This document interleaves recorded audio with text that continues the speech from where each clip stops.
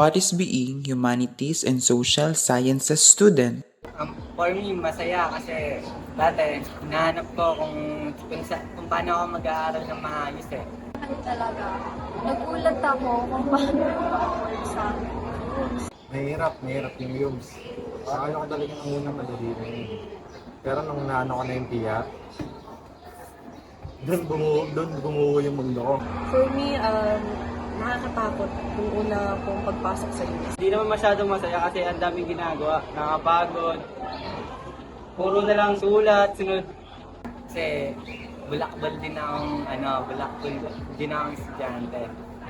Kasi yung pagpasok ko sa YUMS, ganito, kwento ko muna sa gilid. Kasi dati yung junior high school, sa job, pa-chill lang. Tapos dito sa rooms, parang ka mag-guilty.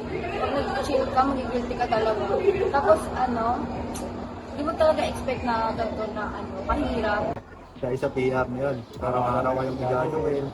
Hindi yung dati kasi lifestyle ko, pag uwi ng bahay, diretso ML na kaagad eh. Ngayon, hindi ko na nagagawa yun dahil sa PR. Kasi, first of all, new subjects, new learnings na makukuha. And hindi talaga ako sure sa use. Dapat talaga ang kuhain is gas. Pero dahil hindi na nga siya masyadong available, nag-use ako. Nung pagpasa ko kasi sa YUMS, akala ko ganun-ganun lang din yun. Yung pala hindi. May pagkahirap siya pero dun ko nasabing naging masaya ako. Kasi yun yung nakatulong sa akin para mag-improve pa. Ngayon lalo na ngayong grade 12. Kasi nung una talaga, hindi ko expect na yung mga pinapagawa nila is all about grouping, supporting. Alam ko naman talaga na ganun yung focus ng pero hindi ko talaga expect na parang halos araw-araw kami nag-groupings, tsaka nag-reporting. Tapos, nung una talaga, pumasok ako ng Qs na tahimik ako. So, pero nasa bala ko na rin talaga na i-boost yung confidence ko kasi yung nag-advise sa akin na confidence is the key sa huge student. Because need natin talaga ng confidence kasi Humes more on socialized knowledge, social science, politics, gano'n.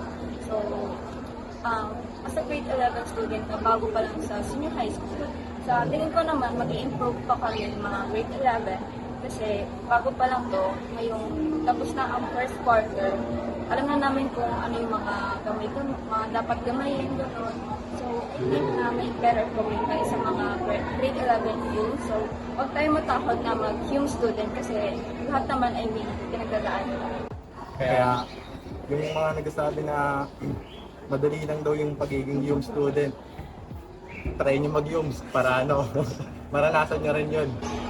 Ang nakakatakot sa use or parang kinakatakutan ko sa use is yung hindi ko alam kung ano yung pinapasukan ko. Kasi undecided ako, hindi ko talaga alam kung anong course na kukain ko. Pero so far, hindi naman siya yung parang nakakatakot na in-expect ko dati. Ano lang siya, madami siyang nakakatakot na kailangan na gawin, mga reportings, bigla ang essay, bigla ang roleplay, gano'n.